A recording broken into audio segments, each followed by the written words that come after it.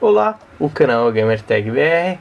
Estamos tentando voltar novamente ativa com um projeto de postar gameplays de forma independente, principalmente de games tão amados e odiados quanto os RPGs. Eu espero que goste, lembrando que eu estou um tanto enferrujado, pode ser que eu cometa alguma gafe, sinta-se à vontade para deixar uma correção na caixa de comentários.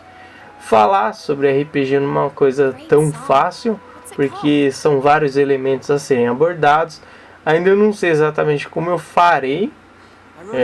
Elaborei esse vídeo com o tempo, eu posso ir adicionando mais conteúdo, melhorando. E aí posso estar até postando outro vídeo sobre o jogo. Tá, vamos ao que interessa aqui. O Infinity Discovery é um jogo exclusivo do 360, desenvolvido pela Tri-Ace, em parceria para distribuição com a Square Enix. É do gênero RPG, quem tiver maior interesse tem um linkzinho na descrição do vídeo explicando o que é RPG. Este game foi anunciado em meados de 2006, ou seja, ele já é quase que old school. Ele foi anunciado em meados de 2006 pela revista Famitsu. É uma revista Jap especializada em games.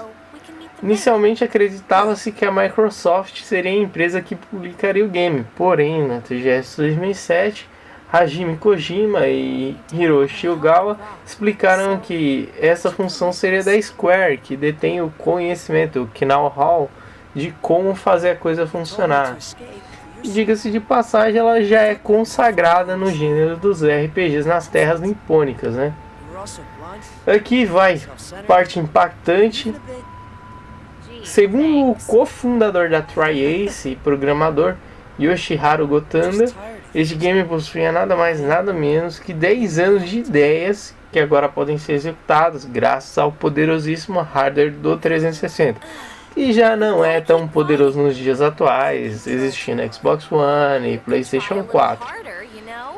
E com isso, games de RPG de console seriam submetidos a uma verdadeira evolução.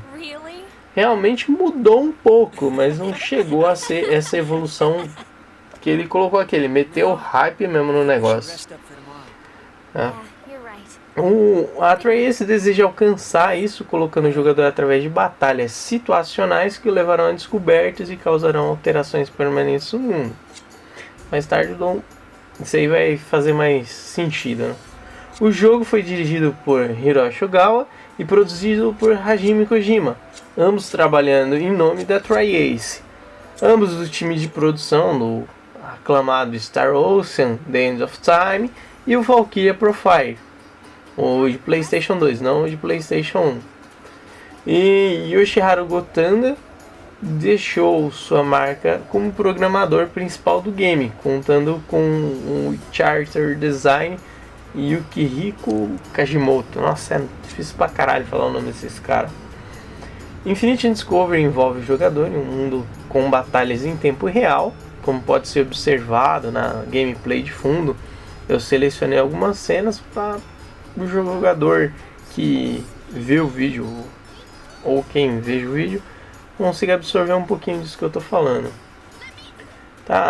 Onde suas decisões podem afetar o mundo à sua volta. As batalhas podem ocorrer a qualquer momento. Você está andando aí, você trombou um monstro, vai para cima e o pau come. Ou você pode também evadir-se da batalha tentando passar o mais longe possível do monstro. Aí eu tava meio nubando, dando ataque no vento, né? Mas já deu pra perceber que tipo, a luta contra os monstros aéreos é um pouco complicada. Tem algumas técnicas que você vai conseguir usar e acertar esses monstros, outras não. Voltando aqui, é legal.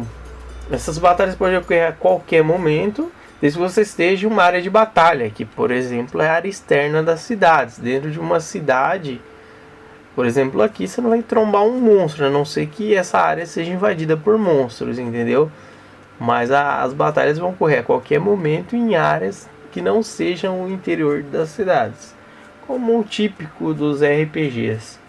É só em casos especiais, no caso da cidade ser invadida por monstros, que as batalhas ocorreriam dentro da dita cidade, tá?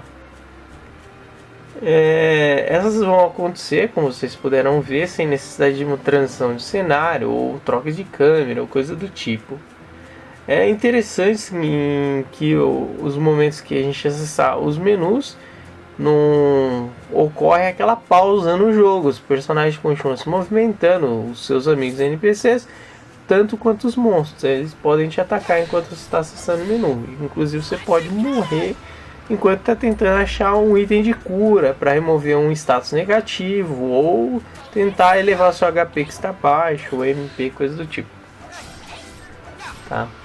É legal destacar que a gente permanece controlando o Capel durante grande parte do jogo. Em algumas partes ou outras você vai controlar um ou outro personagem para usar habilidades específicas para acessar alguns itens que não estão de fácil acesso no cenário, tá? Esses personagens que me acompanham, no caso eles são inteligência artificial, tomo controle deles, tomo controle do personagem principal, e acessando através do botão direcional eu posso determinar uma pré-ação.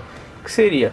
Eu posso determinar eles consumir menos MP, ou atacar um único personagem, que é a opção que eu mais gosto de usar, ou usar o spread, espalhar-se e atacar múltiplos monstros no cenário.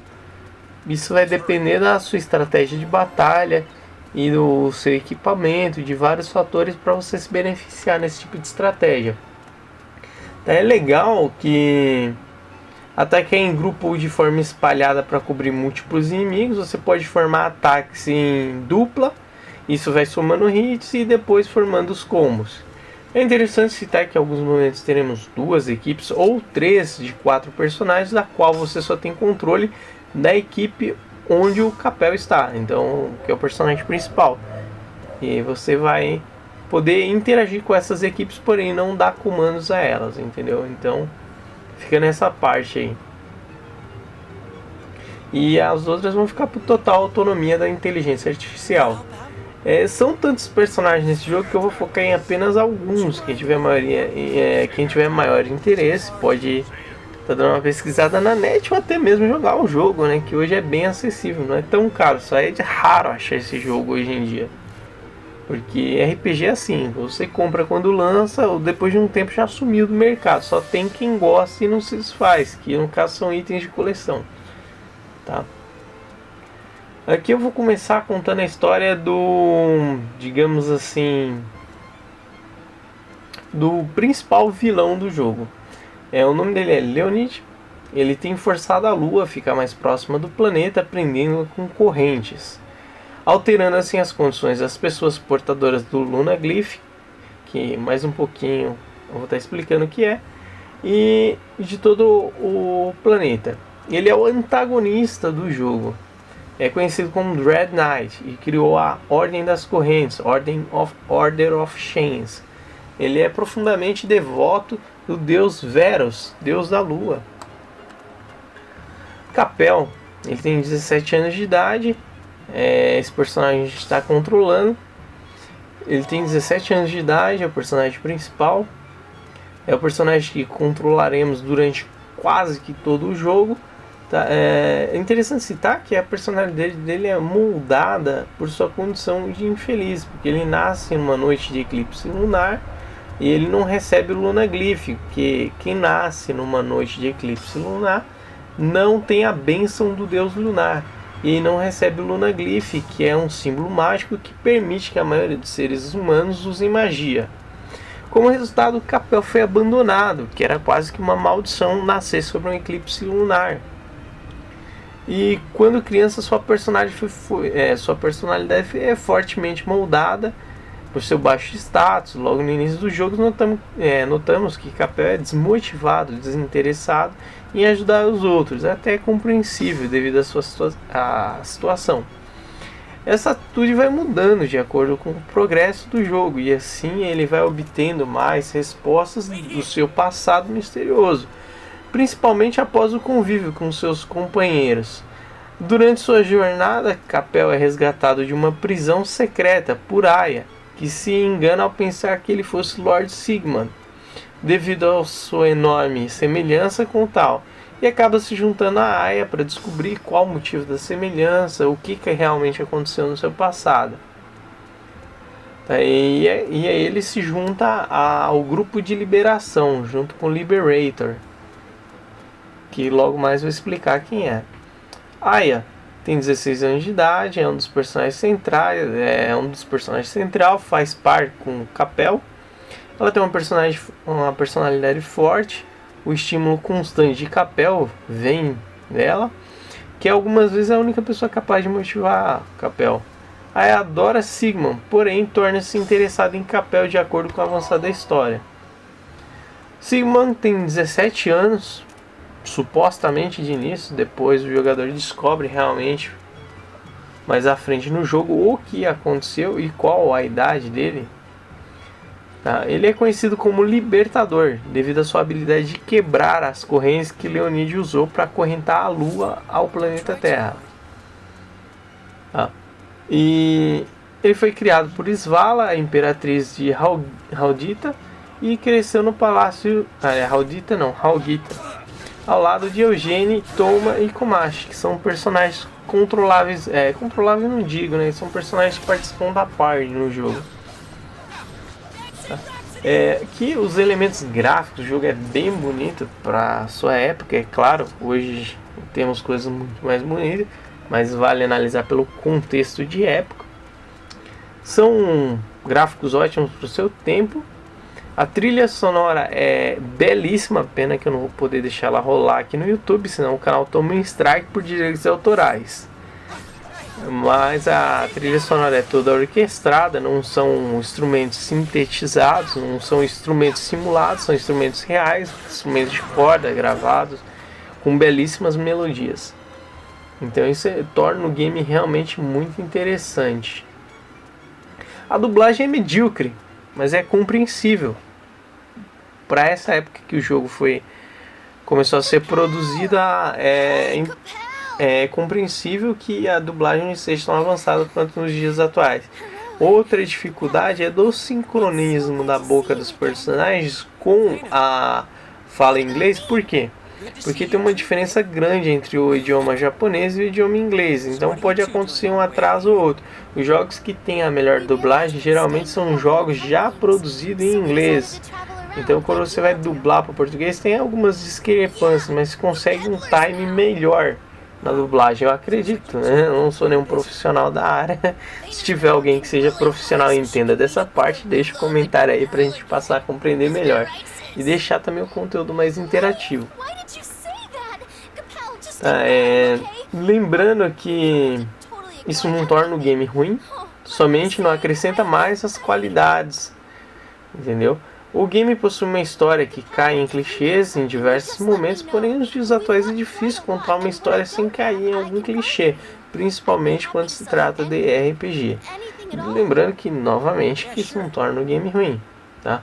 O game assim consegue manter seu charme, mesmo com esses contras que eu citei, e manter o interesse do jogador, e claro, do jogador amante de RPG. Porque esse jogo é focado nesse tipo de público. E logo de cara ele se torna um game que não deve faltar na coleção de quem curte games ao bom e velho estilo nipônico de RPG.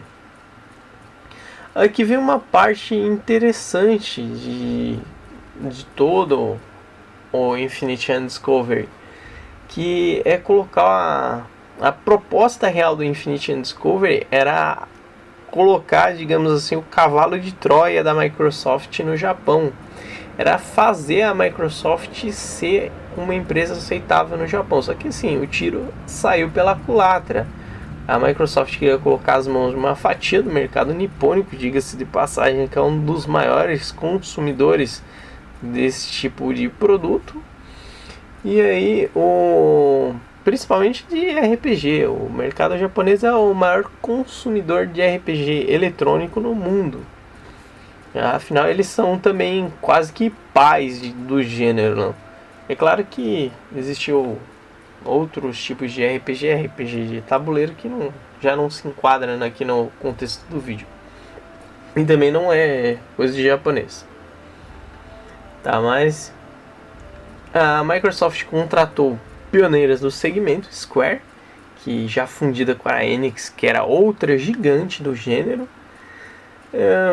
Essas duas representam o império do gênero RPG. Porém, a Microsoft não contava com uma pedreira em seu sapato, que era nada mais nada menos que o desafeto do público japonês com o console Gaijin. Gaijin é o console estrangeiro, né? O console da Microsoft.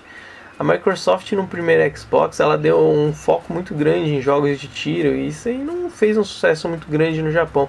Lembrando que no Japão já existem empresas pioneiras no mercado de videogames como Sony, Nintendo, Sega. Então as empresas mais fortes do mundo no gênero nasceram lá. Aqui tem uma batalhinha contra um boss aí de fundo para vocês terem noção como é que era o sistema de batalha. Quando eu continuo aqui com o contexto da história. E aí a Microsoft conseguiu até fazer um certo sucesso, porém o sucesso não foi tão grande quanto esperado. A aceitação não foi grande nas terras nipônicas e no resto do mundo também não. A Microsoft acabou não obtendo o sucesso desejado, mas mesmo assim ela não desistiu ainda. Colocou ótimos RPGs em parcerias quase que lendárias no mercado. Blue Dragon, Lost Odyssey, entre outros. Quando eu tiver tempo disponível, coragem, vontade também, eu vou fazer alguns vídeos com essa temática, quem sabe até retratar essa história da fusão da Enix com a Square ou vice-versa, tanto faz. Aí um vídeo que seria legal.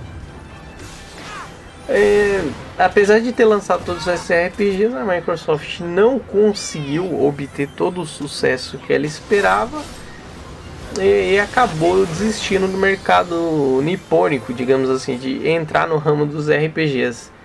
O que seria uma coisa bacana, porque se ela conseguisse entrar no mercado nipônico colocando ótimos RPGs no mercado, quem ia ganhar era o público, nós, né, que consumimos esse tipo de produto e iríamos ganhar com isso. Mas infelizmente não deu certo, o tiro foi pela culatra e acabou não rendendo o que nós jogadores esperávamos. E aí se conformou com o mercado ocidental, o que é uma pena. Por um breve momento existia uma possibilidade de termos uma grande variedade de RPGs no Xbox 360. Não que seja pequena, tem uma quantia até considerável hoje em dia, mas títulos como esse são poucos. E infelizmente até no PlayStation 3, que é um videogame nipônico, não tem tantos RPGs. O Nintendo Wii também não tem tantos, né, nesse molde. Mas se juntar os três consoles, você consegue fazer um apanhado de alguns no Wii, no PlayStation 3, no Xbox 360, e assim somando uma quantidade considerável. E lembrando mais uma vez que são jogos que hoje em dia praticamente não se vê. PlayStation 3 você pode contar a dedo quantos jogos saíram. A Square parece até ter abandonado um pouco da fatia de mercado e está investindo mais em games de ação, como Sleeping Dogs e Tomb Raider, focando mais no público digamos, mais comum, não tão hardcore quanto o pessoal. Não que esteja dizendo que o pessoal do RPG seja mais hardcore, mas é um público que tende a dedicar mais horas. Um RPG, por exemplo, no PlayStation, alguns discos de 700 megas conseguiam render 60, 80 ou 120 horas de gameplay, o que chega a ser impressionante. Se comparado com os dias atuais, um Blu-ray com capacidade de 45 GB não consegue conter alguns 120 horas de jogo, por exemplo, enquanto um CD de 700 MB, isso que usava uma tecnologia de ponta para a época, conseguia conter 80 a 120 horas de jogo. É claro que não é todo jogo, são uns ou outros, e isso seria uma contagem para efetuar 100% de conclusão no jogo. Alguns nem 100% você precisava. Por exemplo, eu cheguei a gastar um Dragon Quest 8 de PlayStation 2, que já é um DVD, cheguei a gastar em torno de umas 200 horas mais ou menos para concluir fazer tudo que eu queria no jogo. Não é 100%, é concluir fazer tudo que eu queria. Me divertir, explorar os cenários, matar os monstros, enfrentar os desafios secretos e tudo mais.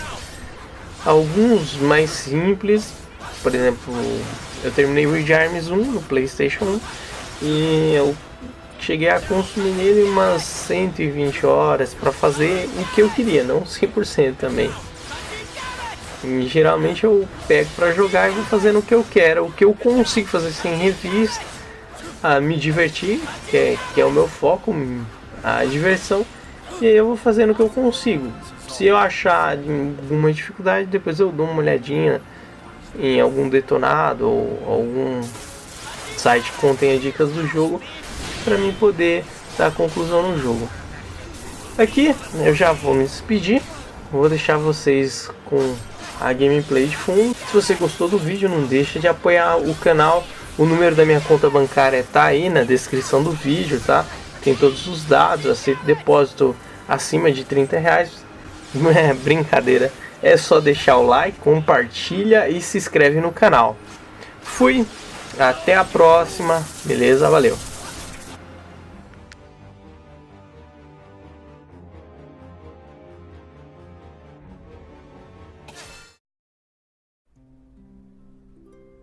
Hey, Fena! Capel! Thank goodness you're safe. What is Leif doing?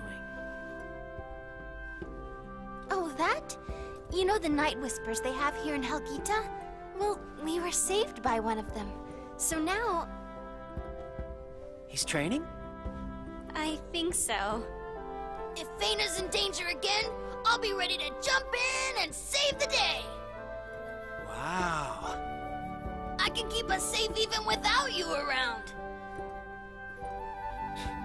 That's great to hear. He's just getting carried away.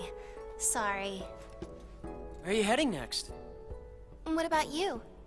I'm going to Colton. Colton? We're thinking of going back to Saprin. Then, I guess we won't be seeing each other for a while. Yeah.